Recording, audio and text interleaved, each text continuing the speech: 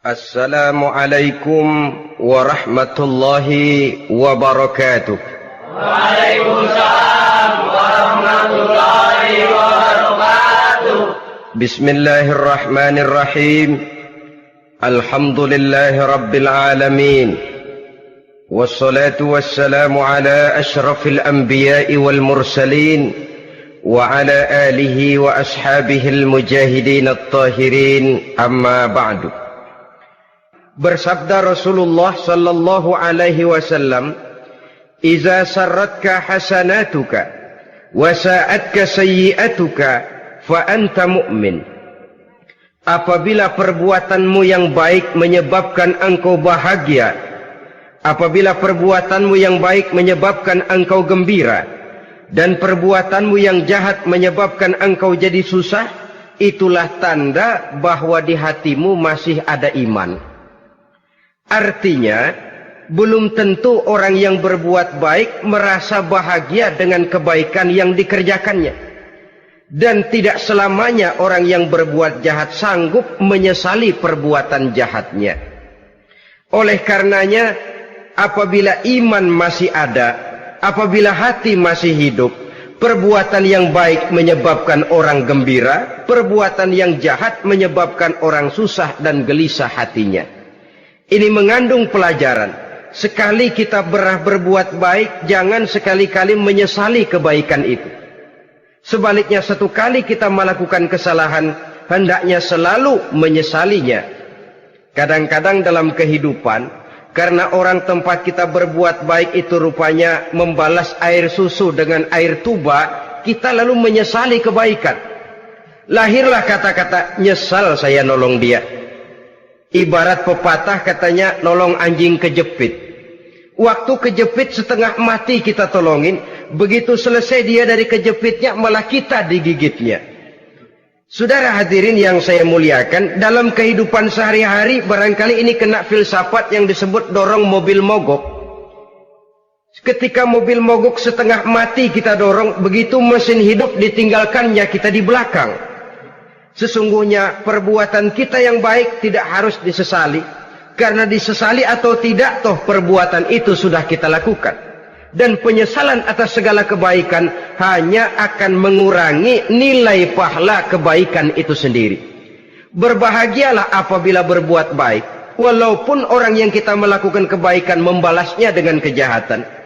Menyesalah apabila berbuat kesalahan, apabila melakukan dosa, karena itu pertanda nilai iman yang masih hidup dalam jiwa kita.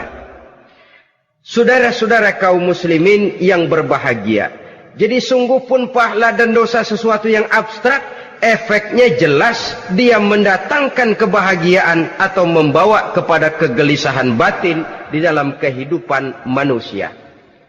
Orang di zaman materialis kurang terangsang berbuat pahala dan terdorong melakukan dosa. Kenapa? Karena pahala tidak kelihatan, dosa tidak nampak. Kalau pahala kelihatan, barangkali nggak kuat kita mikul pahala.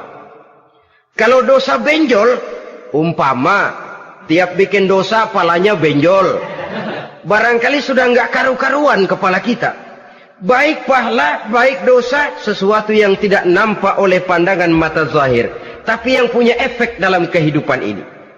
Orang yang banyak pahalanya dengan orang yang banyak dosanya, kalau dia berjalan barangkali sulit kita membedakan. Tapi efeknya dalam kehidupan ini jelas adanya. Sesuatu yang bernama pahala kita perlukan, karena hidup tidak berhenti hingga di sini. Sesuatu yang bernama dosa harus kita hindarkan, karena ada kelanjutan sesudah hidup yang sekarang ini. Kehidupan dari satu pertanggungan jawab. Itu sebabnya Imam Ghazali dalam bahasa yang indah sekali berpesan, "Jaddidis safinah fa innal bahra amiq wa khuziz zad fa innas safara ba'id."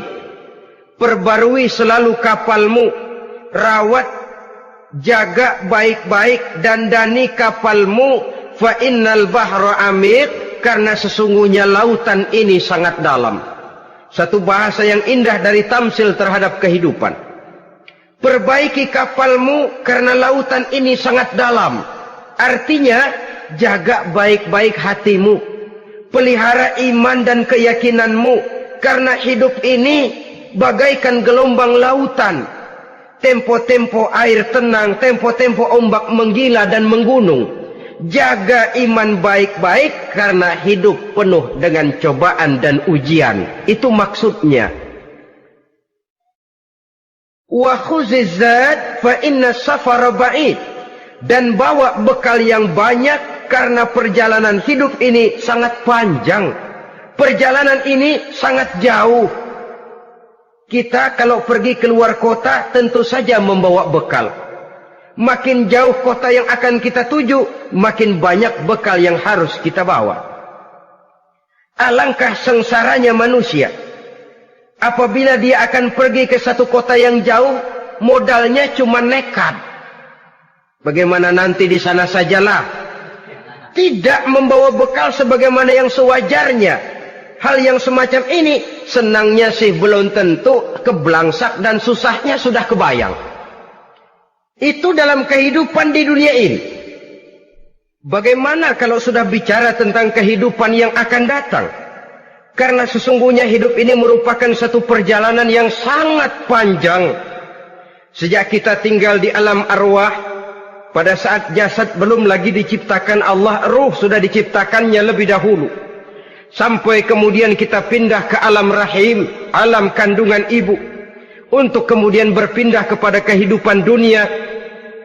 Dari dunia ini kita pindah ke alam barzakh. Di sana tinggal kita 100 tahun mungkin, 100.000 tahun mungkin, 1 juta tahun mungkin, menunggu saat datangnya kiamat. Lalu dari alam barzakh pindah kita ke alam akhirat. Satu perjalanan yang sangat panjang. Alangkah malangnya, alangkah sengsaranya jika tahu kita begitu panjangnya perjalanan hidup ini, tidak ada bekal yang kita bawa. Artinya kesengsaraan, kesulitan yang bertali-tali sudah jelas akan menimpa kita. Kalau pergi kita keluar kota membawa bekal uang, membawa bekal makanan, apa bekal yang mesti kita bawa? Apabila kita kembali ke alam barzakh, kembali ke alam kubur, berkumpul di padang mahsyar di akhirat nanti, nasi yang mau kita bawa, uang yang mau kita bawa, tentu tidak lagi. Karena kehidupan materialis selesai di atas liang lahat. Bila masuk kita ke liang lahat, disitulah pahala dan dosa memegang peranan yang sangat penting. Maka pada pertemuan malam ini kita akan bicara tentang pahala dan dosa itu. Saudara-saudara kaum muslimin rahimakumullah, yang dinamakan pahala, kata Imam Ali Al-Jurjani dalam kitab At-Ta'rifatnya, ma yastahiqqu bihi ar-rahmatu wal maghfiratu minallahi ta'ala. Sesuatu yang pelaksananya berhak untuk mendapat rahmah dan ampunan dari Allah.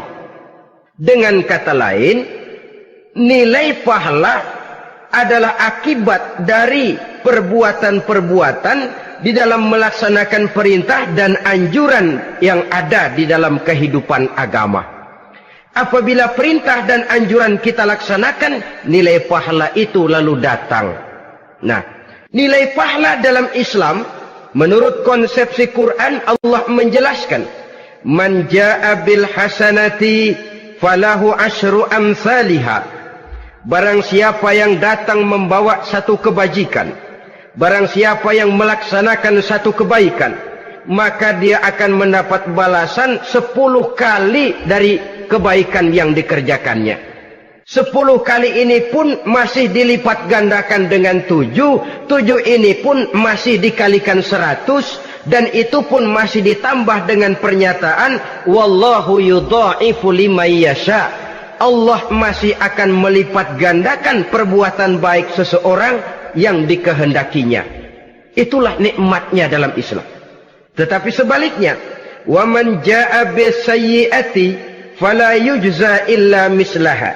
Barang siapa yang melakukan satu kejahatan, dia tidak akan mendapat balasan kecuali sesuai dengan kejahatan yang dikerjakannya. Alangkah rahman dan rahimnya Allah. Orang yang berbuat baik dibalas 10, dikali 7, dikali 100, masih dilipat gandakan pula. Tapi orang yang berbuat jahat tidak akan mendapat balasan kecuali sesuai dengan kejahatan yang dikerjakannya. Ini kan beda dengan sifat kita manusia. Kita ini kadang-kadang kalau dijitak membalasnya mukul. Tapi kalau orang berbuat baik kepada kita, kita enggan untuk berbuat baik kepada orang tadi. Allah tidak mengajarkan begitu. Satu kebaikan berbalas 10. Satu kejahatan berbalas dengan satu kejahatan. Maha Rahman dan Rahim Allah. Bahkan dalam Islam, niat berbuat baik saja mendapat pahala. Sedangkan niat berbuat jahat belum ditulis merupakan satu dosa sampai kejahatan itu dikerjakan oleh orang yang niat tadi. Umpamanya, saudara niat, nanti malam giliran pengajian, saya mau hadir di majelis taklim. Pas datang waktu malam, hujan turun sangat lebat. Saudara berhalangan datang ke majelis taklim, saudara sudah mendapat pahala niat. Tapi saudara niat, nanti malam kalau turun hujan, saya mau bongkar rumahnya si fulan, saya mau curi seluruh harta bendanya. Ternyata malam saudara tidak mengerjakan perbuatan itu belum ditulis dosa sampai perbuatan itu benar-benar dikerjakan. Tapi lalu jangan macam-macam. Kalau begitu niat aja yang baik, biar nggak usah dikerjain. Niat aja pengen ngaji walaupun tidak ada niatan untuk ngaji. Allah lebih tahu tentang apa yang terdetik di dalam hati sanubari kita. Itulah sebabnya sangat dianjurkan orang untuk melakukan segala macam kebajikan, dan dianjurkan orang menjauhkan segala macam bentuk kejahatan, karena dia akan berefek melahirkan dosa dan pahala. Dosa dan pahala itulah alat untuk memperoleh kebahagiaan di alam kubur, di padang mahsyar, sampai di akhirat nanti. Di dunia ini mungkin segalanya bisa kita beli dengan yang namanya uang. Keamanan kita bisa menyewa petugas untuk menjaga rumah kita. Kendaraan yang mewah bisa kita beli. Udara yang sejuk bisa kita ciptakan. Siapa banyak uang, dia raja. Mungkin itu di dunia. Tapi bisa apa uang kalau kita sudah masuk ke alam kubur? Bisakah munkar nakir kita sogok? Udah karkir, jangan nanya nih, cepet.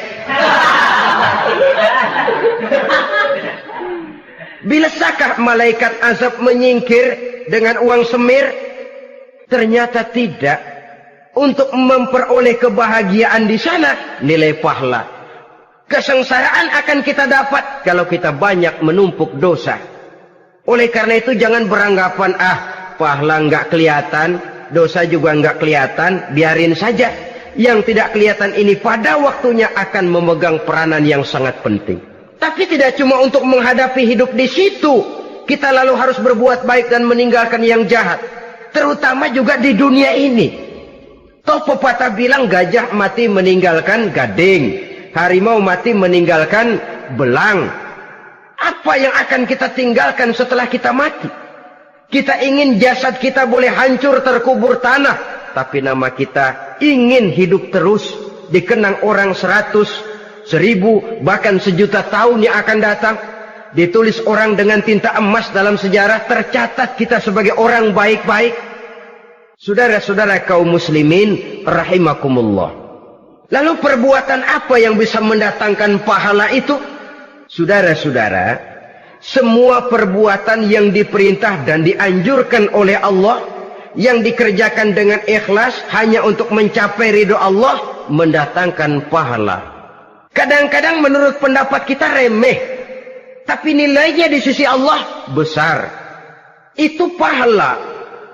Menghitung pahala itu hak prerogatif Allah. Perbuatan yang ringan Allah mau berikan ganjaran yang besar, itu urusan Allah.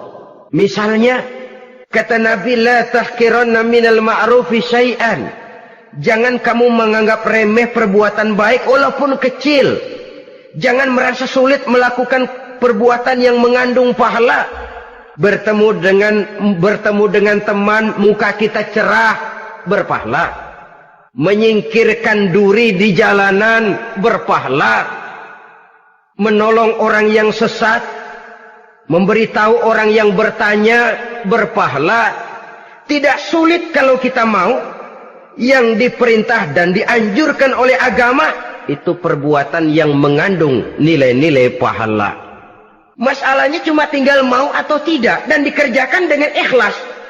Bertemu teman mukanya cerah, pahala. Menyingkirkan duri di jalanan, pahala. Sedekah, pahala. Tidak berupa perbuatan, bisa berupa ucapan. Misalnya bersolawat, pahala. Bertasbih dan bertahmid, pahala. Kata Nabi, kalimatani khafifatani 'alal lisan, saqilatani fil mizan. Ada dua kalimat yang enteng di lidah tapi berat di timbangan akhirat nanti. Apa itu? Subhanallah walhamdulillah. Itu kan amalan yang ringan, perbuatan yang mudah saja, tapi nilainya demikian besar dalam pandangan Allah. Jadi pendeknya, perbuatan yang bernilai pahala adalah perintah dan anjuran agama yang dilaksanakan dengan ikhlas semata-mata untuk mencapai ridho Allah, itu mengandung pahala. Niat dasarnya itu harus karena Allah. Landasannya harus karena ikhlas. Bukan cuma sekedar basa-basi, tidak karena ingin dipuji orang, tidak karena mengharap tanda jasa, tapi ikhlas semata-mata. Dari perbuatan yang paling kecil dan mudah sekali sampai kepada amalan-amalan yang besar dan memerlukan biaya yang besar, seperti melaksanakan ibadah haji, seperti jihad fi sabilillah, membangun masjid, membangun pondok-pondok pesantren, membangun pusat-pusat kesehatan, membangun jalan-jalan umum, termasuk menjaga keamanan. Jangan dikira loh, siskamling umpamanya, menjaga keamanan kampung tidak berpahala. Kalau diniatkan ibadah, menjaga ketenangan warga supaya mereka tekun ibadah, ikhlas karena Allah, itu juga bernilai ibadah. Keluar kita dari rumah, pergi pagi, pulang sore, peras keringat, banting tulang cari nafkah, buat menghidupi anak istri kita. Kalau diniatkan ibadah, melaksanakan kewajiban sebagai kepala rumah tangga, membantu orang tua sebagai anak, itu juga perbuatan-perbuatan yang mengandung pahala. Yang terbaik sesuai dengan bidang kehidupan kita. Ada orang yang dinamakan abid, ahli ibadah, pahala yang paling baik bagi dia banyak-banyak tahajud, sembahyang malam, wirid, zikir, tasbih. Ada yang dinamakan orang alim, pahala yang paling baik buat orang macam ini mengajar, menyebarkan ilmu, mendakwahkan Islam. Ada yang disebut wali, pejabat pemerintah, petugas. Amalan pahala yang paling baik buat orang semacam ini melayani masyarakat, bekerja di bidangnya sesuai dengan profesinya. Saudara hadirin yang saya hormati, jadi dengan demikian perbuatan-perbuatan yang mengandung nilai-nilai pahala ini bisa perbuatan yang menurut kita kecil namun punya nilai besar. Apalagi perbuatan besar dengan biaya yang besar, tentu makin besar juga pahala yang disediakan oleh Allah Subhanahu wa ta'ala. Oleh karenanya, kalau kita bercermin dari ayat Quran, hidup ini kesempatan untuk berbuat baik. Huwallazi khalaqal mauta wal hayata liyabluwakum ayyukum ahsanu amala. Dialah Allah, Tuhan yang telah memberikan hidup dan mati kepadamu untuk menguji kamu, siapa di antara kamu yang paling baik amal perbuatannya. Jadi tidak saya rinci, tapi cukuplah satu penjelasan global. Perbuatan yang berpahala adalah perbuatan melaksanakan perintah Allah atau anjuran Allah dengan dasar ikhlas, dengan tujuan untuk mencapai ridho Allah semata-mata. Lalu apa perbuatan yang mengakibatkan dosa itu? Saudara-saudara, dosa lahir akibat melakukan larangan Allah atau mengerjakan yang dicelaknya. Nah, para ulama ada yang membagi dosa itu menjadi dua bagian. Ada dosa-dosa kecil, ada dosa-dosa besar. Tetapi sebenarnya ditinjau dari segi hakikatnya, kalau sudah melakukan satu kesalahan yang mengakibatkan dosa, jangan dilihat besar dan kecilnya, tapi kepada siapa dosa itu kita kerjakan. Sebab kalau dosa kita anggap satu yang kecil, orang akan terangsang untuk mengerjakan yang kecil-kecil saja. Sehingga dengan demikian, yang kecil pun akan menjadi besar kalau ditumpuk-tumpuk. Sedangkan yang besar bisa saja menjadi kecil kalau selalu diiringi dengan permohonan ampun kepada Allah. Itu sebabnya para ulama sufi, orang-orang tasawuf mengatakan, la saghair ma'al istimrar wala kabair ma'al istighfar. Tidak ada dosa yang kecil kalau dikerjakan terus-menerus, dan tidak ada dosa yang besar kalau digempur tiap saat dengan perbuatan istighfar atau memohon ampun kepada Allah Subhanahu wa taala. Cuma saja pada umumnya, karena dosa-dosa kecil itu lebih mudah taubatnya, dan ada janji Nabi, barang siapa yang meninggalkan dosa-dosa besar akan diampuni dosa-dosanya yang kecil-kecil. Oleh karena itu, pada kesempatan ini kita akan juga bicarakan apa saja yang termasuk klasifikasi dosa-dosa besar, dengan harapan kita bisa menjaga diri, menyelamatkan diri, jangan sampai terjatuh ke dalam dosa-dosa yang besar tadi. Tetapi bukan berarti kita harus terangsang melakukan dosa-dosa yang kecil. Ah, biarin kecil ini, tobatnya gampang. Ah, dosa kelas teri. Ah, dosa itu kan tidak kelihatan. Lalu terangsang melakukan perbuatan dosa-dosa walaupun kecil, kalau berlarut terus-menerus dia akan tumbuh menjadi dosa yang besar.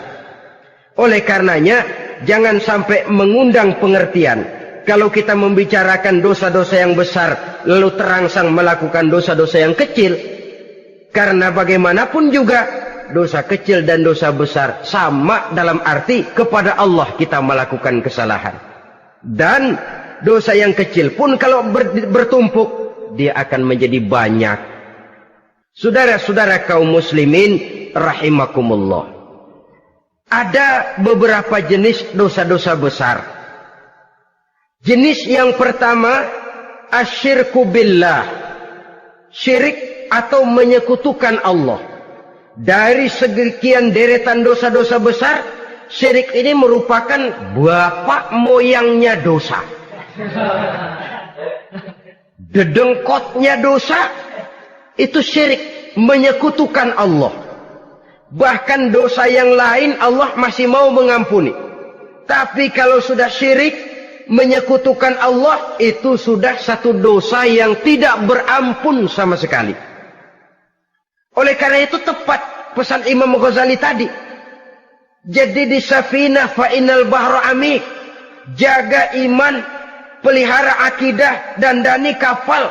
Karena hidup ini gelombang lautan sangat dalam, hidup banyak cobaan. Di dalam hidup di zaman sekarang ini, saudara bisa perhatikan, di mana tensi ekonomi tinggi, lapangan kerja sulit, persaingan hidup makin tajam, sifat egois dan individualis tumbuh di mana-mana, rasa solidaritas sosial menurun, sifat gotong royong musnah. Orang mudah potong kompas, potong jalan. Ingin cepat kaya, ingin cepat naik pangkat, ingin dapat kedudukan. Kadang-kadang akidah pun terjual, akidah pun musnah, jatuh ke jurang syirik pun tidak jadi soal. Itu yang kita khawatirkan. Kalau dosa-dosa yang lain Allah masih mau mengampuni, tapi kalau sudah jatuh kepada syirik, Allah sama sekali tidak akan memberikan ampun. Dalam kaitan dengan ini barangkali tepat sinyalemen Imam Ali itu. Andai kata kemiskinan merupakan satu kepribadian, saya akan membunuhnya lebih dahulu. Artinya memang kemiskinan ini sering mendorong orang kepada jurang kemusyrikan. Tidak tahan menghadapi godaan perut akibat tensi ekonomi yang tinggi, lapangan kerja yang sulit. Iman pun jadilah ditukar dengan 3 liter beras. Akidah pun jadilah dibarter dengan 3 bungkus supermi, dengan pakaian bekas, dengan obat-obatan. Tidak jadi soal baginya mengejar kebahagiaan yang relatif singkat dengan mengorbankan kebahagiaan yang abadi. persis ibarat pepatah, nyari jarum kampak hilang. Mencari sesuatu yang kecil, yang besar jadi sia-sia. Membela perut, mengorbankan akidah. Na'udzubillah summa na'udzubillah. Saudara-saudara kaum muslimin rahimakumullah. Ini fakta. Ini kenyataan. Dan hal semacam ini tidak bisa diatasi cuma dengan ceramah, simposium, diskusi, seminar. Apalagi Nabi berpesan, solahu ummati bil ilmi wal mal. Umatku hanya bisa menjadi baik akidahnya dengan ilmu dan harta. Itu bahasa Nabi. Kalau bahasa kita sekarang, dengan ekonomi dan pendidikan. Ilmu, pendidikan, ekonomi, harta. Tanpa itu sangat besar kemungkinan kita bisa menjual akidah terjerumus di lembah kemusyrikan. Maka terutama kepada saudara-saudara saya, muslimin yang terpencil jauh dari kota-kota besar, yang kadang dalam kehidupan seharinya imannya sering digoda oleh supermi, akidahnya sering ditantang oleh pembagian beras, pakaian-pakaian bekas, obat-obatan dan sebagainya. Jaga dan bentengi akidah kita. Lebih baik nyawa berpisah dari badan, asal iman jangan berpisah dari hati. Kepada adik-adik saya para remaja, para pemuda di kota-kota besar, yang iman dan akidahnya sering ditantang dengan minuman-minuman keras, fasilitas-fasilitas yang menghanyutkan, yang secara terarah dan praktis sedikit demi sedikit menggiring kita untuk keluar dari nilai-nilai akidah. Hati-hati, jaga baik-baik, sebab intan paling mahal, mutiara paling berharga, tidak lain nilai iman ini. Tergelincir kita daripadanya, jatuh ke lembah kemusyrikan, jatuh ke satu dosa yang teramat besar, yang Allah tidak akan pernah memberikan ampun lagi. Ini dosa besar yang pertama. Yang kedua, qatlun nafsi illa bil haq. Membunuh orang tanpa alasan yang benar. Di zaman kesulitan ekonomi kadang-kadang orang mudah nekat. Tengok saja, kadang-kadang karena pasal uang 100-200 perak saja nyawa bisa melayang. Kadang-kadang karena urusan yang remeh, salah omong, salah ambil, salah ucap, salah pegang, nyawa bisa jadi melayang. Alangkah murahnya nyawa, seakan-akan kita yang punya. Padahal nyawa itu hak milik Allah. Tidak pantas kita merampasnya, tidak pantas kita menghilangkannya dari jasad seseorang. Oleh karenanya, membunuh orang merupakan satu dosa yang sangat besar. Jangankan kepada orang yang seakidah, orang yang lain akidah saja pun, kalau dia hidup berdamai, rukun, berdampingan, kita harus melindungi. Apatah lagi teman seakidah sendiri. Saudara-saudara kaum muslimin rahimakumullah. Pantas kalau Nabi menyatakan, apabila dua orang Islam sudah saling berkelahi, berbunuh-bunuhan, al-qatil wal maqtul finnar. Yang membunuh dan yang dibunuh, dua-duanya sama-sama masuk neraka. Sahabat heran, ya Rasul, kalau yang membunuh masuk neraka sih wajar, tapi yang terbunuh kok neraka juga, kenapa? Kata Rasul, sebenarnya dia juga cuma sudah niat untuk membunuh, cuma keduluan saja. Andai kata dia tidak terbunuh, tentu dia yang akan membunuh.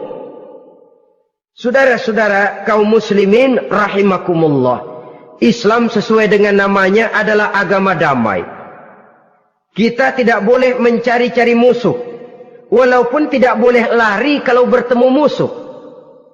Oleh karenanya, pantang seorang muslim menimbulkan benih keonaran menjadi biang kerok buat lingkungannya.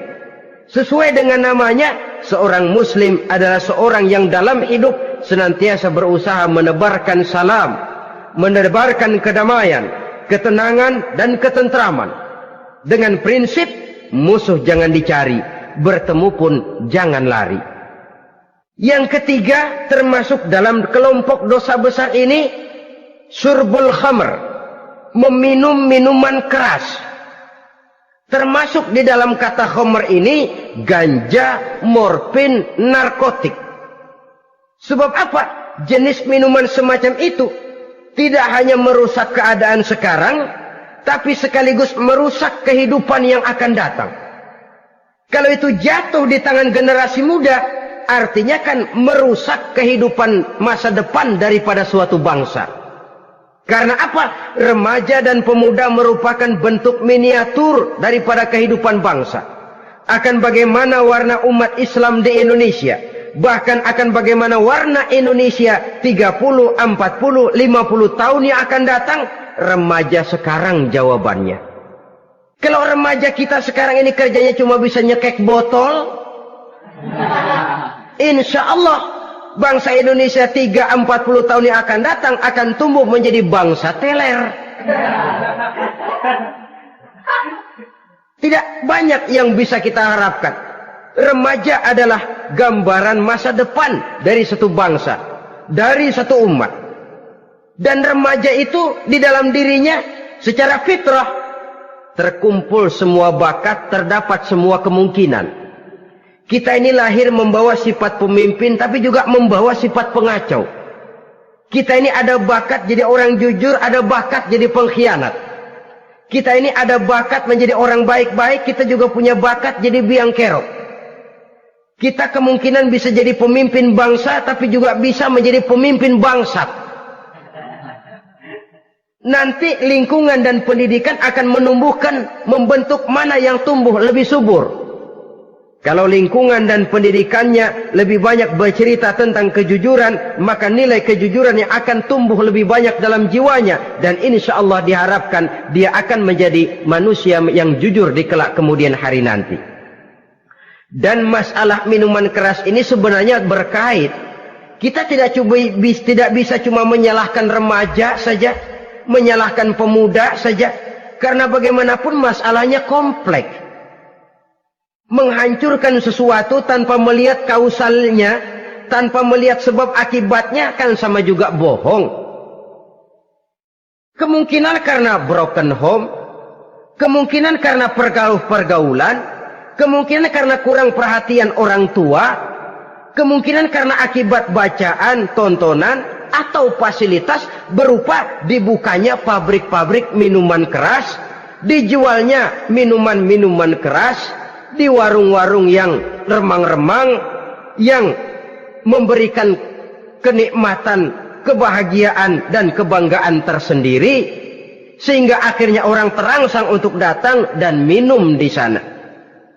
Pada dasarnya memang sepele, cuman minum, nggak ngerugiin orang lain kan? Iya, pada waktu minum. Tapi dikala sudah mabuk, out of control, apapun bisa kita lakukan. Yang kita ucapkan kita tidak sadari lagi, yang kita kerjakan tidak kita sadari lagi. Dikala itu segala macam kejahatan bukan sesuatu yang tidak mungkin untuk kita laksanakan. Nggak ngerugiin orang lain, memang pada saat mau minum. Tapi begitu minum, mabuk, kita bisa merugikan orang lain. Setidaknya merugikan diri sendiri. Pertumbuhan IQ menjadi lemah, semangat kehidupan hilang, gairah kerja menurun, kalau tidak ada sama sekali. Lalu apa? Apa yang bisa kita lakukan di dalam kehidupan? Dan akan lebih celaka kalau ini menimpa kehidupan generasi muda kita. Kadang-kadang yang ironi ya, kalau yang orang tuanya mampu barangkali masih tertolong. Tapi yang orang tuanya kondisi ekonomi lemah masih kepengen teler juga. Orang tuanya nggak mampu masih pengen mabuk. Dari ganja, morfin nggak dapat, akhirnya kaleng cet diisepin. Yang penting kan bisa teler, mendatangkan satu kebahagiaan tersendiri.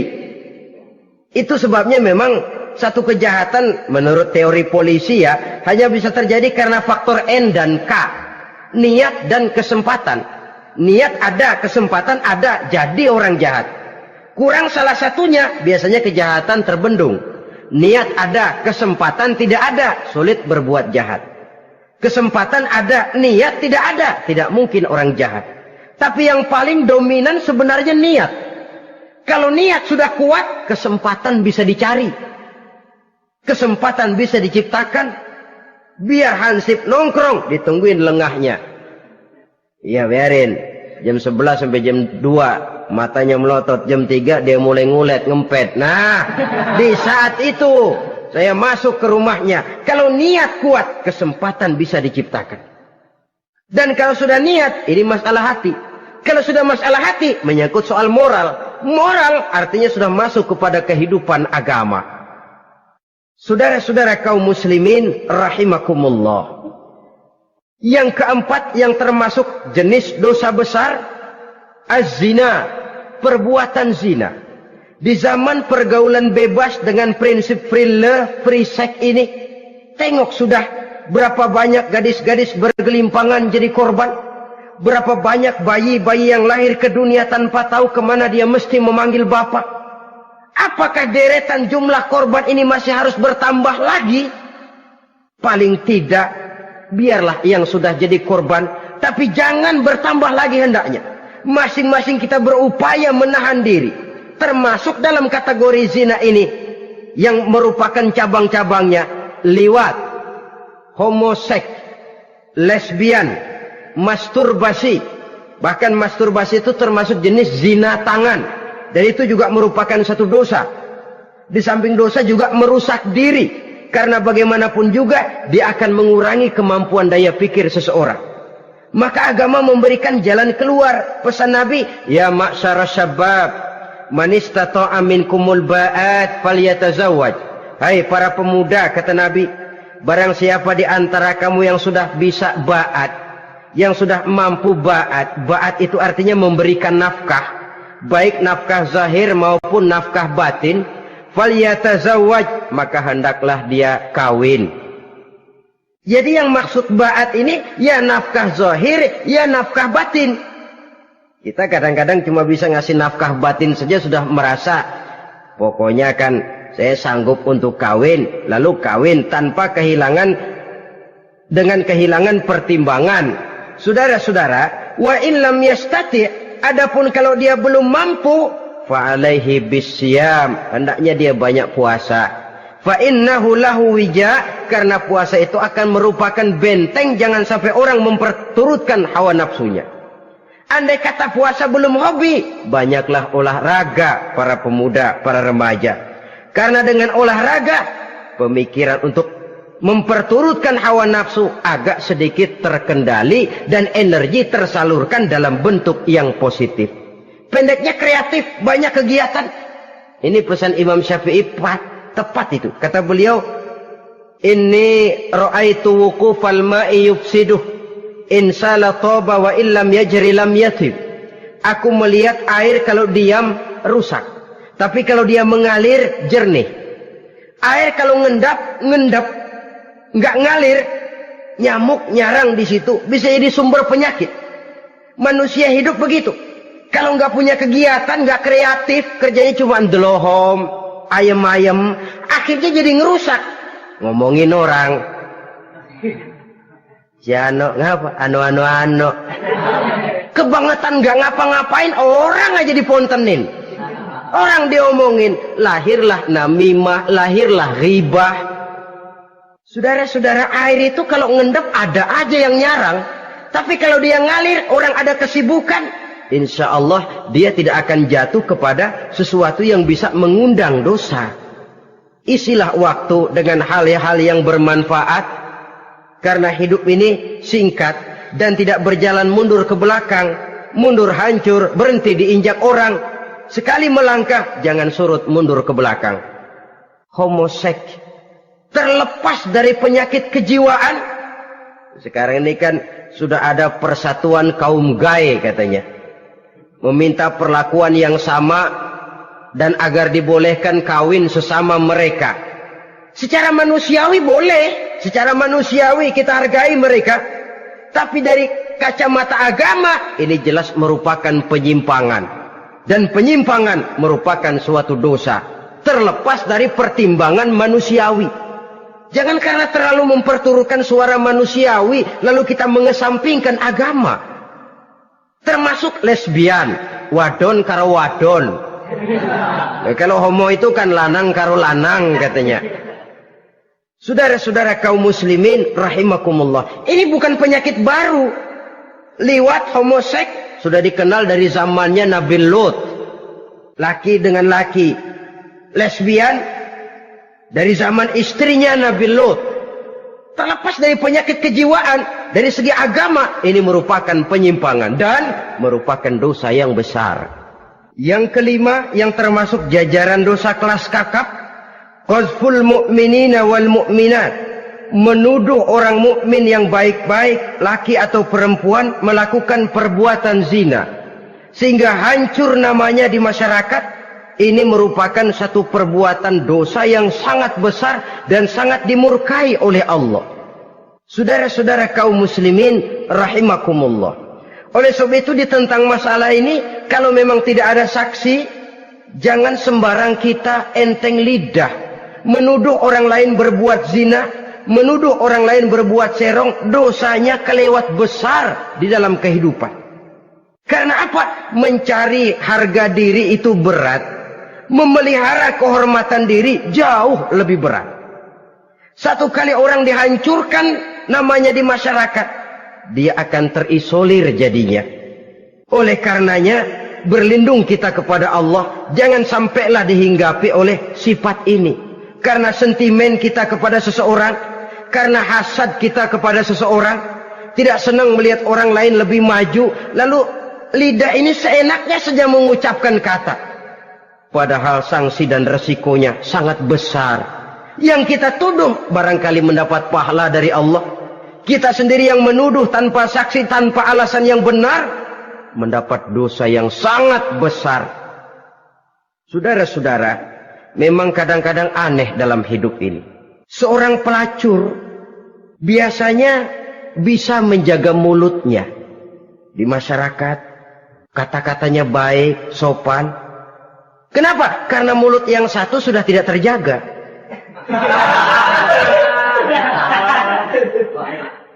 Kita kadang-kadang kehormatan bisa kita jaga, tapi mulut tidak terkontrol. Ngomong saenake dewe, bikin orang mangkel, kesal, fitnah sana, fitnah sini, menghancurkan nama baik orang, ngomongin yang macam-macam. Bagai-bagai macamlah caranya. Saudara-saudara kaum muslimin yang berbahagia. Jadi dengan demikian, menuduh orang lain berbuat zina, sedangkan orang itu tidak pernah melakukannya, ini termasuk satu dosa yang sangat besar di dalam kehidupan ini. Yang keenam, al-'aqu bil walidain, durhaka kepada ibu bapak. Seorang anak, bagaimanapun banyak nilai ibadahnya, banyak kebaikan di masyarakat, menyandang berbagai macam gelar, pangkat dan jabatannya tinggi, tapi kalau sudah durhaka kepada kedua orang tuanya, alamat hidup tidak lagi membawa keberkahan. Dan itu dosa yang sangat besar. Sampai Nabi sabdakan, ridho Allah ada di dalam keridhaan ibu bapak. Murka Allah pun ada di dalam kemurkaan ibu dan bapak. Walaupun belum tentu setiap kita orang tua, tapi yang jelas setiap kita adalah anak. Dan setiap anak punya ibu dan bapak. Jangan sampai kacang lupa kepada kulitnya. Saudara-saudara kaum muslimin rahimakumullah. Durhaka kepada ibu bapak merupakan perbuatan yang sangat dimurkai oleh Allah. Apalagi ibu yang telah melahirkan kita, bahkan mengandung kita. Begitu juga bapak yang telah berusaha peras keringat banting tulang untuk mengasuh membesarkan kita. Tidak ada perbuatan baik yang kita lakukan untuk bisa menebus kebaikan daripada ibu dan bapak kita. Setidaknya kalau belum bisa berbuat baik kepadanya, kepada keduanya, janganlah menyakiti hati keduanya. Itu saja dulu yang harus dijaga. Kadang-kadang sudah berbuat baik enggak, nyakitin melulu. Sudah nyenangin belum bisa, saban sehari nyakitin saja. Padahal kedua orang tua itu doanya manjur, sebagaimana sumpahnya juga bisa jadi kenyataan. Dan sering bahkan menjadi kenyataan. Sampai ibu bapak sudah wafat, sudah meninggal sekalipun, kewajiban berbakti masih harus terus dilakukan oleh seorang anak. Lalu yang ketujuh, at-tawalli yaumaz zahfi, berpaling pada hari pertempuran.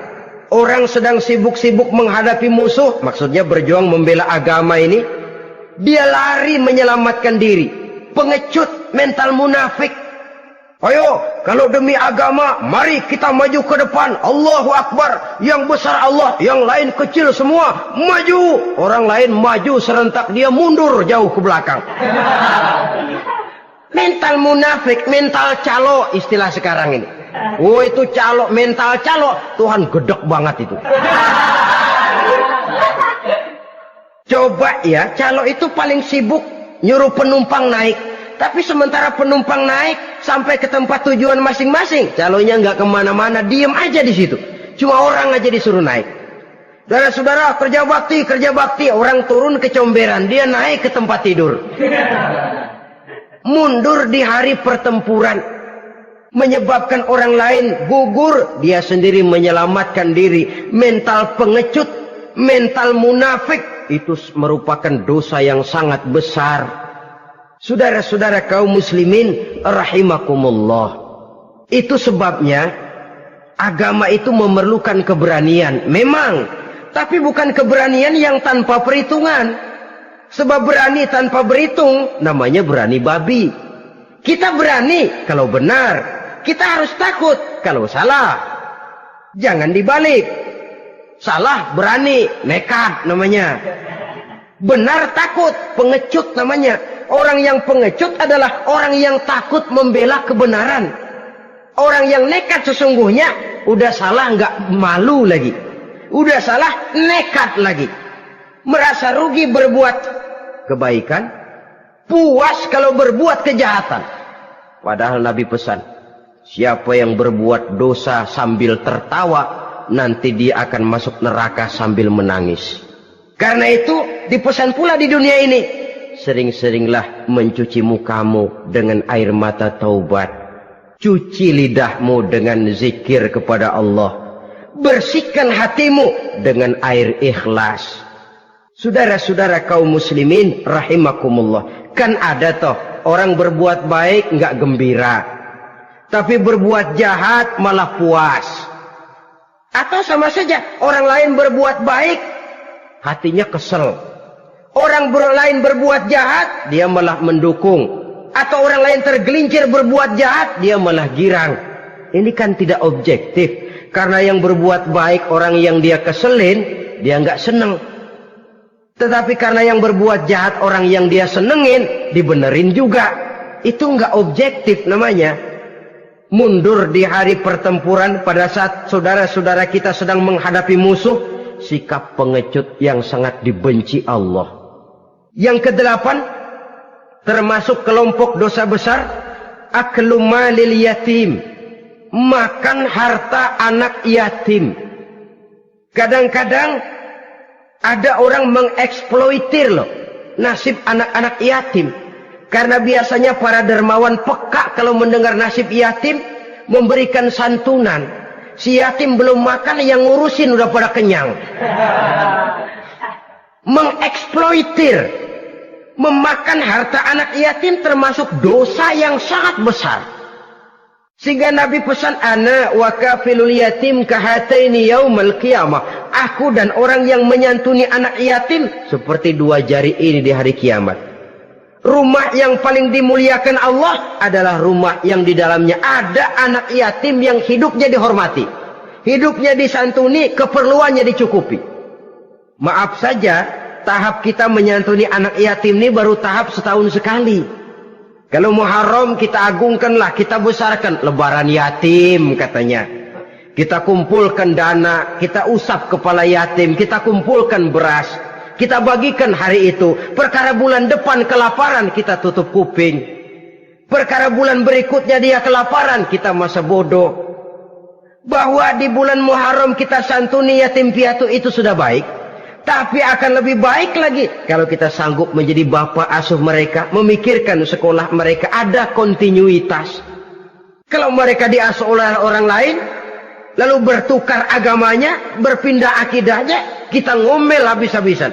Tapi kita ada kemampuan, kita tidak mau berbuat semacam itu. Ya sama juga bohong namanya. Saudara-saudara kaum muslimin rahimakumullah.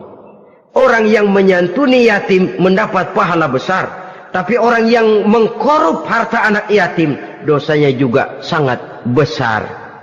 Berhati-hatilah kalau kita diberikan kepercayaan oleh masyarakat untuk mengurus anak-anak yatim. Karena pahalanya besar, resikonya juga besar. Yang kesembilan, syahadatuz zur, sumpah palsu. Sebab sumpah palsu ini menggunakan nama Allah untuk sesuatu yang tidak benar. Nama kita saja dibawa untuk yang tidak benar, kita jengkel. Nama kita dipalsukan untuk sesuatu yang tidak baik, kita kadang-kadang jengkel, tidak puas jengkel, menuntut melalui saluran hukum. Kenapa? Nama saya dicatut. Bagaimana lagi kalau nama Allah kita pakai untuk bersumpah, sumpahnya palsu, menguntungkan kita, merugikan orang lain, Allah murka betul. Maka sumpah palsu termasuk deretan dosa-dosa besar. Apalagi yang ke-10, aklur riba, makan riba alias renten. Ini kan yang cepat mendatangkan uang. Kadang-kadang kalau yang bikin riba itu orang awam barangkali, ya masih kita maklumin. Kadang-kadang penyakit ini datang menimpa mereka juga yang kita kenal kebaikannya. Bahkan suka datang ke musola, rajin ke masjid kadang-kadang. Riba masih dimakannya.